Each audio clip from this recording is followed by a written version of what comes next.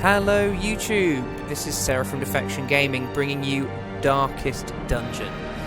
This is a game I've been following for quite some time, ever since early beta, all the way through its progression, with all playing each patch, etc., playing it, pretty much non-stop over the last couple of years. Every few months there's an innovative thing that came out, and right up until now, which is the final release.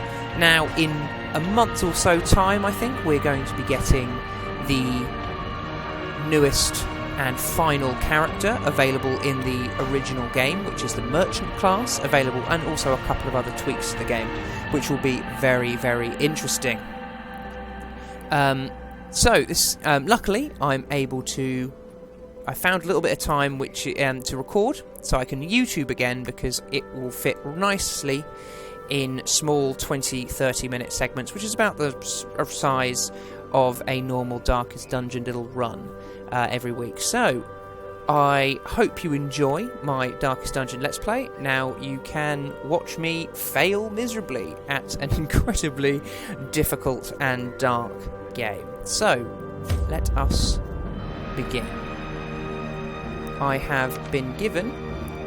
Basing is my newest save file that I played with the Abomination when it came out. So I have been given a name to call the estate by a good friend and subscriber, Thorn, and this is what we will be calling the Von Tolos Estate. So let's begin.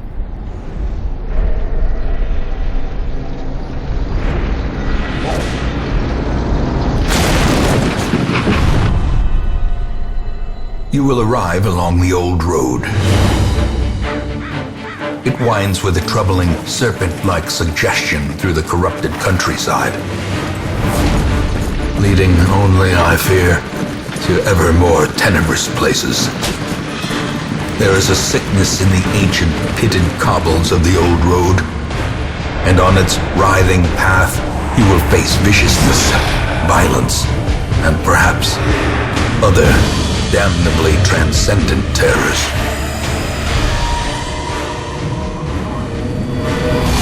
So steel yourself, and remember, there can be no bravery without madness. The old road will take you to hell, but in that gaping abyss, we will find our redemption.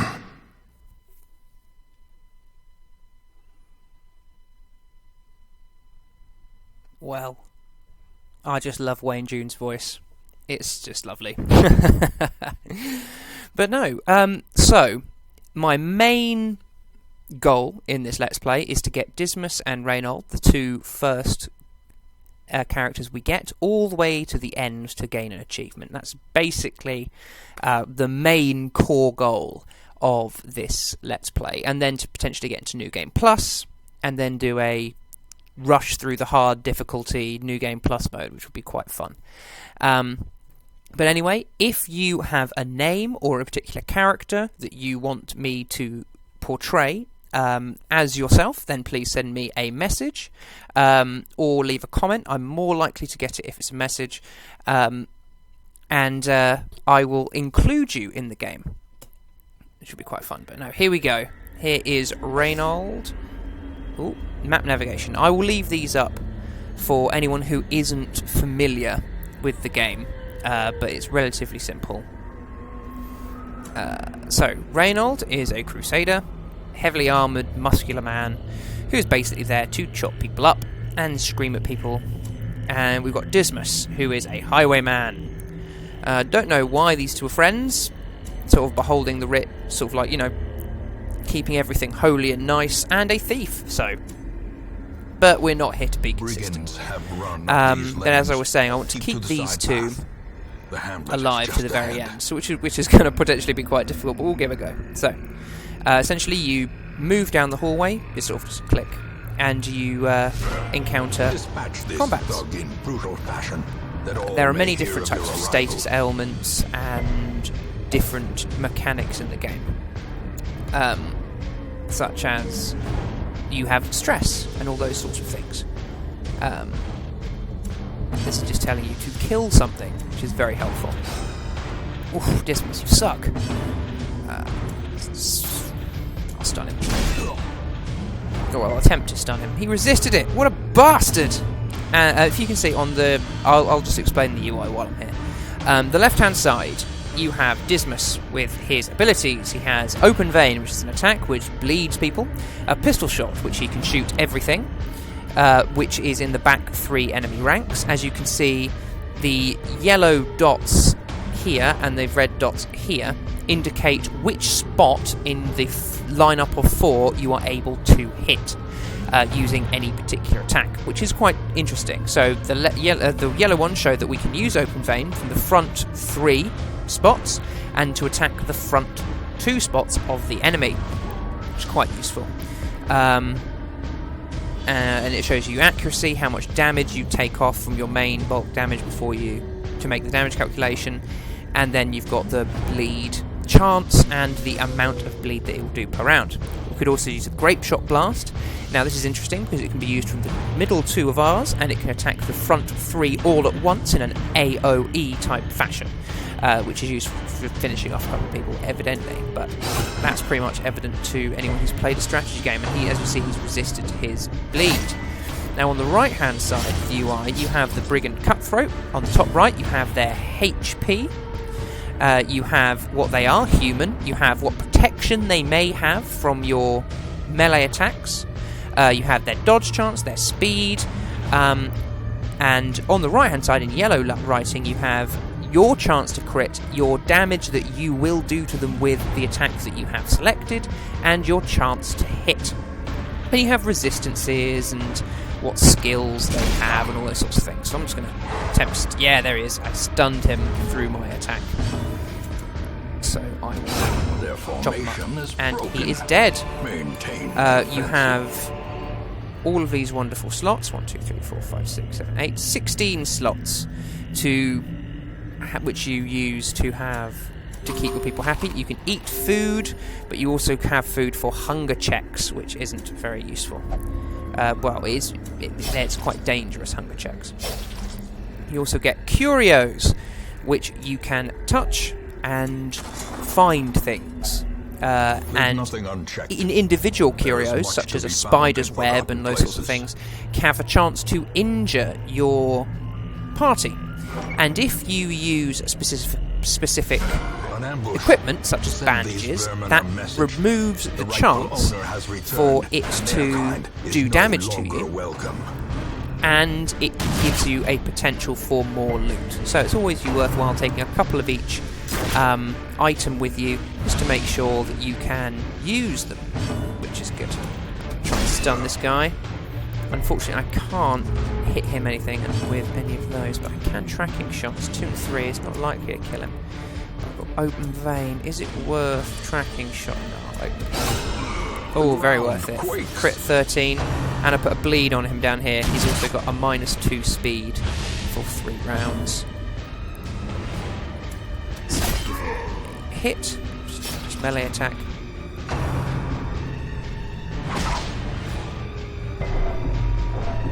As you can see, we just took stress damage. When you reach 100 stress, you make a sort of saving throw to see if your guy goes insane, or if he sort of sucks it up and becomes virtuous, or a hero, like a heroic state. It's an interesting mechanic which I haven't seen in other games. Perhaps the turning point. Okay, and this is another mechanic which is interesting. Each time you kill certain enemies, most enemies, they leave corpses on the ground here. And because this was a large enemy taking up 2 spaces, it's a large corpse that we need to try and get rid of. Leave us alone, you bastard. He needs a bandage, but we don't have one. I'm sorry. That should get the kills. Right, finally. Now I can kill him. Confidence surges as the enemy You can move in between rows, but I always find it slightly easier to keep going. Like complete a quest. When you complete a quest, you get this giant thing. Here's saying return to Hamlet, or you can continue adventuring. As you noticed, there is this wonderful little chest here, but it actually has a chance to blight, I believe, and it probably is just trapped straight away. There you go. And we got blighted, which is a poison. But that's okay, because we are fine. It's a quest reward screen. You get whatever you get for completing the quest, what treasure you gained, and what heirlooms you gained. Your heirlooms are used to upgrade your town. Bloodthirsty, fantastic. That's not bad. World Tactician's nice. Unholy Slayer, that's pretty good. So that's not too bad to start with. Bloodthirsty is annoying, but you know. Your characters, I'll show you now. It says just how to get the sort of basics around the game. I mean, that's incredibly basic combat. It's quite involved, which is interesting. As it is. And here, and on the right-hand side, the caretaker goals, all the quest goals. It shows all the bosses. They are yours now. All the and you are bound to them. Different things you need to do, like getting each character to level 6 and all those sorts of things. It's quite a nice list. It shows your progression and where you're going, which is why I quite like it. And there's also a wonderful help inventory where I need that. Stagecoach is where you go to recruit more heroes. Fools and so we're going to get these two. Have a Claustrophobia and an Eldritch Slayer on our Plague Doctor. And we have a Resilient and a Bad Gambler in our Vestal. Not the greatest of skills, but still useful. I'm going to increase great heroes the number can be found of even people here we're able to get in the mud by and 2, rain. because we've still got quite a large roster size. And the idea is to try and get your Stagecoach network upgraded quite quickly, so you're able to have more heroes that you're able to choose from. So you get a random number. So I will get a random number of 4 heroes. So I'll get 4 heroes of random types, and we want to try and diversify and get a a good amount of healers, a good amount of damage dealers, and a good amount of support classes. And there's also the Ancestors' Memories, where I can go to replay any videos that I wanted to. And we've also got the Graveyard, which I can view all my corpses. In the New Game Plus mode, you only have 13 deaths, and you only have a certain number of weeks. I think it's something like 90 weeks in order to defeat the final boss, otherwise you lose. Effectively, everything's shut down because we've arrived here trying to make our estate better. But at the moment, all we've got is a wagon full of, suckers who are about to be hideously maimed and killed. So, Plague Doctors. Plague Doctors are a good class. They basically blight their enemies and stun the enemies. And they've got a couple of other useful skills, like he's got Battlefield Medicine, which heals for 1 and cures a blight or bleed on yourself and an ally, which is quite interesting. Got Disorientating Blast, which is a fantastic skill. It is a single target stun, which shuffles your enemy's party. So if anything on the back row that you can't quite get to with your melee fighters gets dragged to the front, potentially. And you can also clears corpses, which is quite useful. We've got Blinding Gas, which is a very good stun on the back row. We've got Plague Grenade. Now, these aren't fantastic in combination. I mean, they're all good skills, but we'd quite like to have had Noxious Blast, which blights the front, or Incision, which is sort of like a frontal just stab attack, and Emboldening Vapors, which does damage and speed to one of your companions for a few turns. But there's neither here nor there. It's not too. It's fine. We'll be able to get by. And here we've got our Vestal. Now they basically stand there and heal and stun and basically annoy people to death. We've got Hand of Light. So. We've got a Illumination, which is sort of like takes your enemies, dodge away, which is me. We've got her Powerful Heal, and this is Divine Comfort's her party heal, so that would heal everyone for 1 or 2, but we've got her Powerful Heal, which is okay, and we've got Dazzling Light Wits. These two tend to be... I mean, I always take Judgment because I like having Vestals at the back, being able to snipe and deal damage to anywhere on the enemy team, and heal herself, which is quite powerful. I think it's quite powerful. But lots of people really quite like Mace Bash. It just depends on your playstyle. Down here are camping skills. Now each character has a couple of camping skills which everyone has. It's like Encourage and Wound Care and Pep Talk. I'm pretty sure most people have, if not all characters. And then you've got their own individual class-based camping skills. Now camping is available through medium and long dungeons, and you basically set a campfire, have a rest, and then continue. It's a bit like a D&D kind of esque thing. And as you can see, they're all level 1. Highwayman, we've got, as I said, Pistol Shot, Grape Shot Blast, a Tracking Shot, which is a buff to our damage and everything while we shoot someone, which can be quite good. I'd prefer some other things, but it's not too bad. And we've got Open Vein, which is good frontline damage. Duelist Advance, which is quite good. I like this skill, which moves you forward in your Q1. And stabs anyone in the face, which I think is pretty good. And you've also Point Blank Shot, which is fantastic, where basically you just shoot them in the face with a huge amount of damage, and it can knock enemies back, which can be quite powerful. And you've just got a standard Wicked Slice with a crit modifier of 5%, so you'd have a 10% crit chance, because his crit chance is 5% base. You'd have an additional 5% crit chance on that. And he's got quite a nice little thing. And as you can see, he's got quirks, which is he's got 15% stun resist, plus 2 speed, which is bloody good, and Unholy Slayer, which is quite good. Just a nice little starting. And you got Known Cheat, which is he's not allowed to gamble while he's in town to reduce his stress. Now, when you hit 100 stress, as I said before, you have a roll, and you either become virtuous and sort of get more powerful and are able to reduce everyone's in your party's stress, or you become an abusive, crazy person who will then make everyone else's stress go up. If you hit 200 stress, you have a heart attack and get dropped down to very low hit points and can be very easily killed. So you need to be very, very careful with those things. But you get random quirks. You get good quirks and bad quirks, and you can also pick up diseases. It's very interesting. There's lots of interesting mechanics, but I think there's no point in describing all of them to you. I think the best thing to do is to just show you. I mean, go over each character, but then show you just as we play, because it's very, very apparent once you play stuff. So Reynolds quirks are 10% damage if torques above 75%, which is good.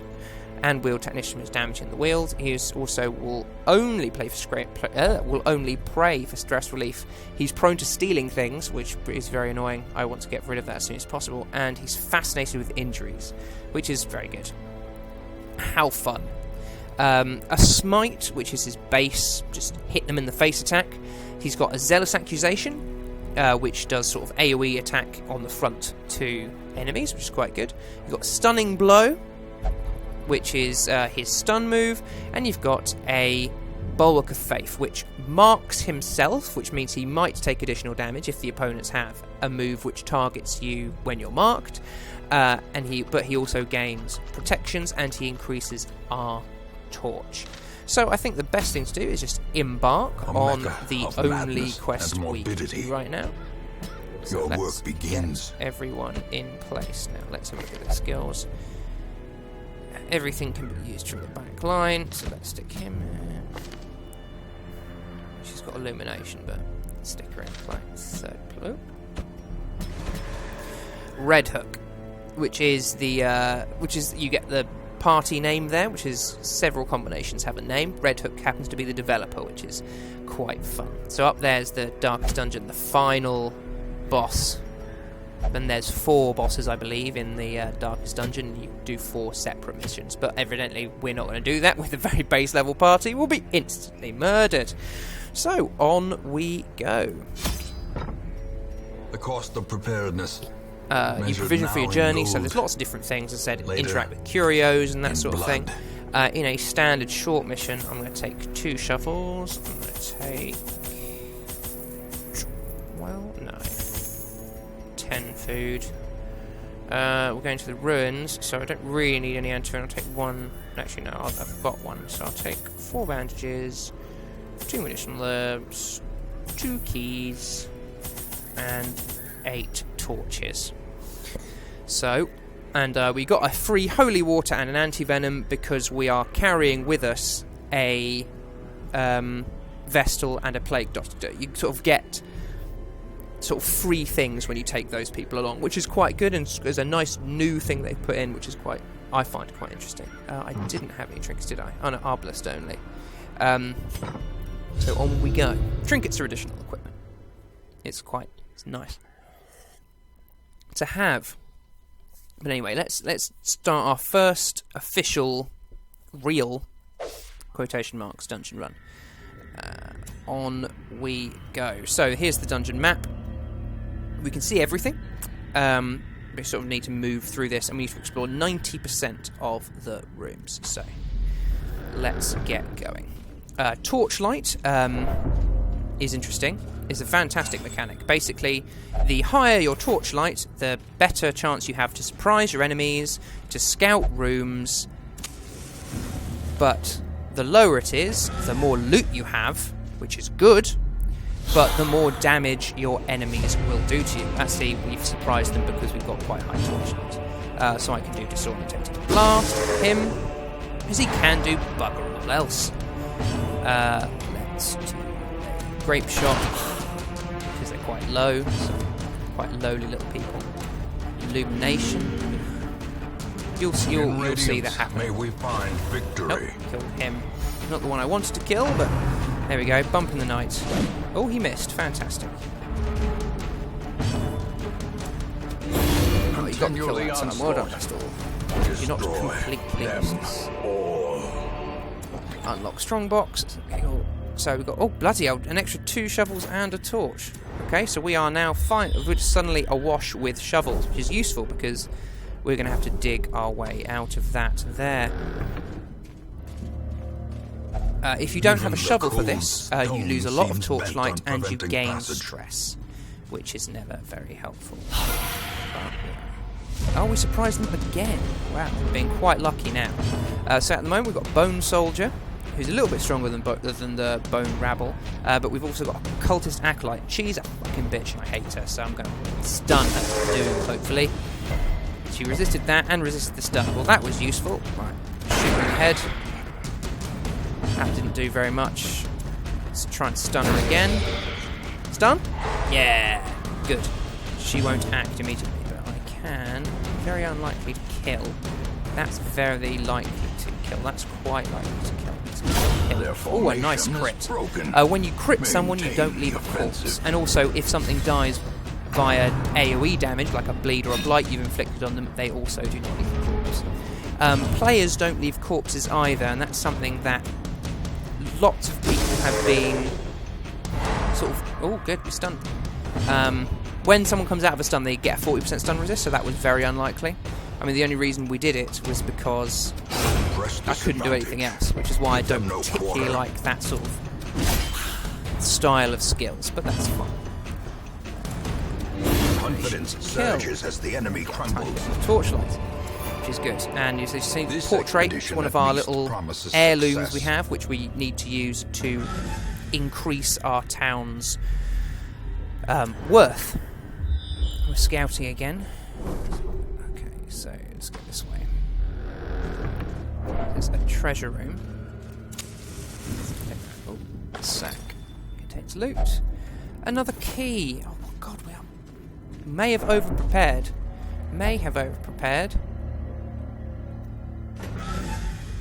Definitely we're fine, but no, we'll be fine. Okay, this is a cultist brawler. They have a lot of irritating bleed attacks, so we'll want to kill him relatively quickly after we deal with her. 3 to 5 to 8. Great, that's fine. She will. If I can him, he might stun. No, he resisted. That's annoying. And for the old ones, here's his quite attack. He'll be alright, I've got a vest also.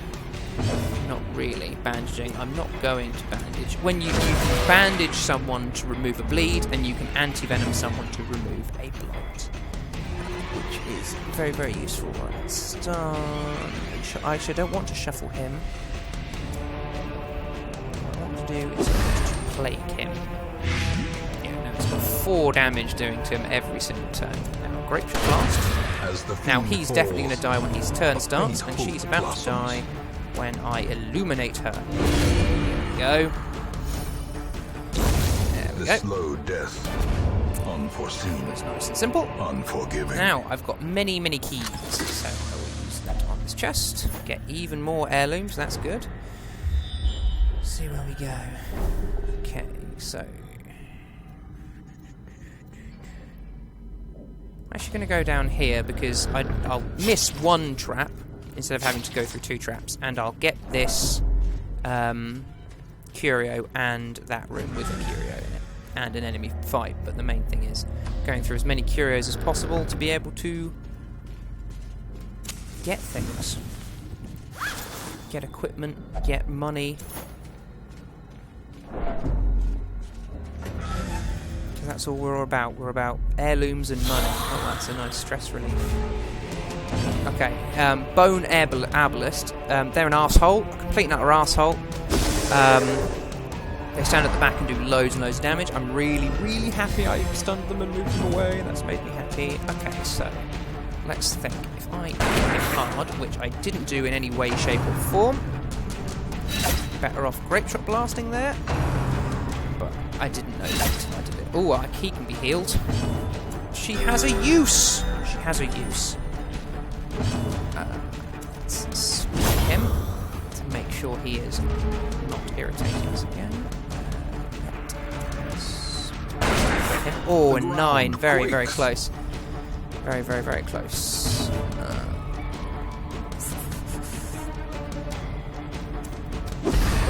Die.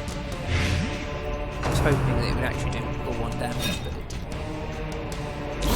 Slowly. But he is doomed. This is how him life again. is taken. Because that's just sensible. I was stunned. So, actually get a heal on him.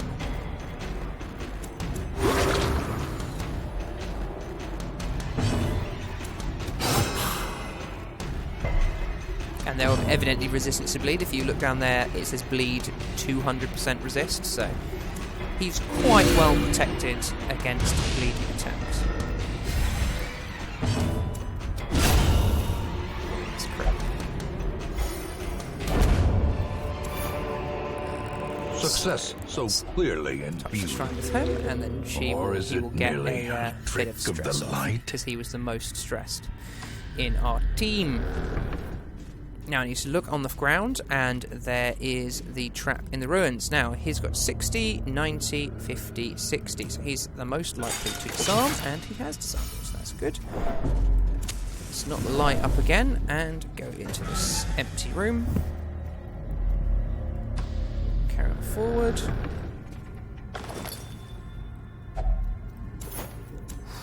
Boatload of food.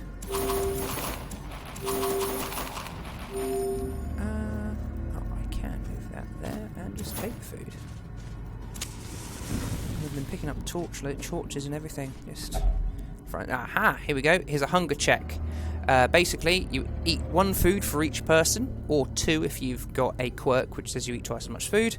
You gain 5% of your maximum health back. But if you didn't do that, you'd gain quite a lot of stress.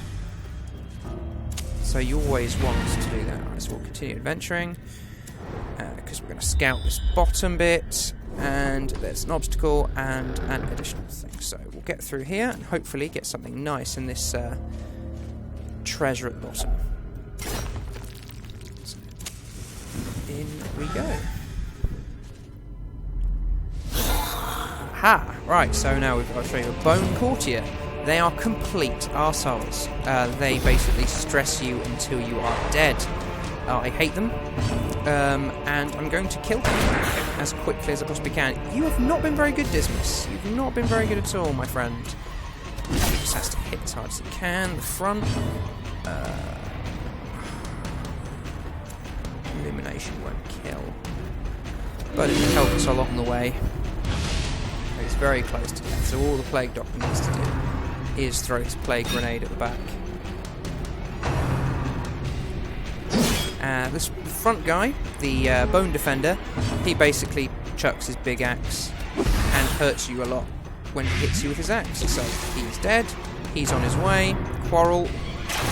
Ow. See, 7 damage, and that wasn't even a bad one. Oh, a nice crit heal there. Good, good. Stress relief. The weapon that cuts on its own. Let's see. Yes! Good crit again. On we go. Nice. Zealous Accusation. Which will kill him and put him a little bit down. He's got 9. He's got 25% protections. He's not the hardest person to stun, but he's not very good. He's not a wonderful person to stun, but he's literally worthless. So I'll just heal, because that's the least worthless thing to do. Just do a bit of damage there. Right. Ooh, nice. We've got a sapphire, which is 1,000 gold. So what we'll do is we'll get rid of these 15 gold torches, and we'll use that too. That's good. I'll get rid of, what's this, 20 gold. 20 gold each. 15 gold. It's fine. I know it's 5 gold is a pathetic thing to war over, but every little helps. Every little helps. So we're getting a decent amount of treasure. Not a huge amount, but not a terrible amount. 7,000, that's not bad at all. Nice lot of busts, which is good. What we really need is deeds. So, have a look out for that. And Reynold's got a quirk.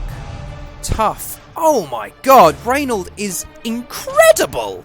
Dismas and Reynold. Dismas has got speed and Reynold's got tough. As soon as we possibly can, and the sanitarium is opened, I'm going to lock those quirks in so they can't leave us. And laughter could be heard from the tavern. So we've got the Abbey and the Tavern. Now, the Abbey and the Tavern exist to reduce your stress. The cobwebs have been dusted. So stress relief is evidently, but we've got barely any stress because we've been playing quite well. Each one is worth a different amount of gold. 1,000, 1,250, 1,500, and they give you different amounts of benefits. And evidently you can upgrade each one and all those sorts of things. I tend to focus on the lower levels, because if you put the bar and the gambling hall up, to the weary and broken then it's okay. What I do think is annoying, but is a fantastic idea, is the caretaker. He's always stressed out, so he is always in one of your bar, gambling hall, brothels, or one of your bits in your abbey. He's always in there. Always in there. It's very funny, but very irritating. Okay, so we don't have anything to do there other than we won't increase the hero barrack size. Okay, so got a couple more heroes we can take. We will be taking this Hellion. She's a dodge-based melee tank character. She does a lot of damage, and she's very, very dangerous, and I really love her. Oh, and she's got her sharpened spear, which is a really nice ability, so she's coming with us. We've also got an Arbalist, who is one of those, is basically really powerful crossbowman. She's got hard skin, 10% proc, oh my god, and plus 5% virtue chance. My god, these are good. God-fearing, heals received. Oh, I swear to goodness, this is... It might be just that I'm remembering before when I was playing the game much earlier, because I haven't really started again since release. It might be that they've put the quirks into a better place, so it's better for you at the start, which might be quite nice. So our Arbalist has Sniper Shot. Basically, she gets an additional 5% modifier, and if the target is marked, I get additional bonus damage and crit. We've got Suppressing Fire, which is against the back 3 ranks of the enemies, where their damage, their accuracy and their crit goes down, which is quite a useful debuff to have. Then she's got a Mark. She's got Bowler, which is to front 2. and it can knock back them, which is quite interesting, and it can sometimes be very, very useful. But it tends to, because it's only a 75% base, it tends to be quite lucky. Blind Fire, hit a random enemy target, and she gives herself a 5 speed buff. Very useful skill for opening on large bosses, which they're the only thing you're fighting, so she gets big speed and is able to hit some damage, which is quite good. She has a little heal, which is a heal to 2 to 3, and gives a little buff for 20% heals received, which can stack and is there for, I think, 3 turns. She's also got Rallying Flare, which clears stun, clear mines the target, and 10% debuff resist, and it gives you a little bit more torchlight, which is quite interesting. So she can, if anyone's stunned and she can't really do anything, then she can unstun something, which can be quite useful. Okay, going full into the Hellion. She's got Wicked Hack, which is basically smash something in front of you. Iron Swan, which is if she's at the front, she can hit the back, which tends to be, I always have this on a Hellion, and it tends to be my opening move straight away, because the stressors and horrible people tend to be at the back. You've got the Barbaric Yop, which is a stun on the front 2 enemies. However, she gives herself minus 20% damage and minus 15 dodge for a while, so she stuns people, but it reduces her effectiveness. If it bleeds, which is a interesting attack, it's like her normal Wicked Hack, just a little bit less powerful, but it can bleed targets, which is very useful if you've got running a bleed heavy comp. Breakthrough, which again gives her negative 20 damage and negative 15 dodge, but it does hit the front 3 targets with her quite large damage. It does take 55% off, but it's better. I think it's better than Dismas's Grape Shot Blast. So it's good to have. And finally, I've got Adrenaline Rush, which gives her, which cures a blight or bleed on her, heals her a little bit, and gives her increased damage and accuracy for a while. So it can be quite a useful skill to have. But I don't tend to run with Adrenaline Rush. But that's just me. Let's see. I probably will take a second Crusader. That's not too bad. Stress heals receipt. Ooh, that's okay, I guess. Lazy Eye, well, he's perfect. And Evasive. Oh, that's good. Got 2 main skills. He doesn't have stun. He's got heal and he's got Inspiring Cry. He doesn't have stun, though. Oh, God, that's... Yeah, no. We will take Fairfax as our additional A mighty sword Crusader. arm anchored by holy purpose. A zealous warrior. Quick look at our trinket. Debuff skill chance, -1 speed. You tend to get bonuses, but also negatives. So it's sometimes a good strategy to have for example, a thing which gives you loads of damage but reduces your accuracy, and then put it with something which increases your accuracy but might reduce your damage. But the damage and the accuracy reduction won't be as bad as the power-ups from the trinket, so you just end up with a flat buff, which is quite nice. So anyway, that will do it for my first little foray into Darkest Dungeon on the Vol Tolos estate. Thank you very much for watching. I hope you have enjoyed it, and remember, please let me know if you want to be any of these wonderful characters, apart from Reynold and Dismas, who will be keeping until the very end of the game to get an achievement. But anyway, I've been Sarah from Defection Gaming. Thank you very much for watching. Have a good day. Bye-bye.